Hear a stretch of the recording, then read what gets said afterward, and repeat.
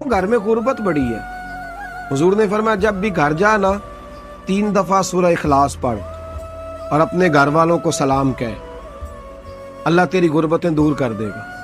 عرض کی یا رسول اللہ صلی اللہ علیہ وسلم چھوٹی سی فیملی ہے، کئی دفعہ گھر میں کوئی بھی نہیں ہوتا، پھر کیا کروں؟ آپ نے کہا ہے گھر والوں کو سلام کہنا ہے، سورہ اخلاص پڑھنی ہے. تو حضور نے فرمایا جب گھر میں کوئی نہ ہو تو سورہ اخلاص پڑھنا اور اپنے نبی پہ درود و سلام پڑھنا.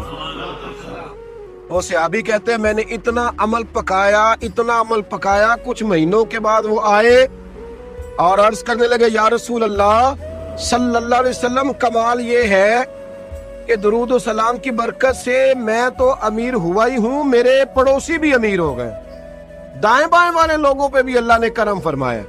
درود شریف ایک ایسا وظیفہ ہے، درود و سلام ایک ایسی حسین چیز ہے. نبی کریم علیہ الصلوۃ والسلام نے فرمایا مجھ پر نا دنیا میں اپنی محفلوں میں کثرت سے درود و سلام پڑھا کرو، کثرت سے. فرمایا قیامت کی دشوار گزار گھاٹیوں میں نا یہ تم نے پڑھا دنیا میں ہوگا، لیکن یہ قیامت کی گھاٹیوں میں تمہارے کام آئے گا.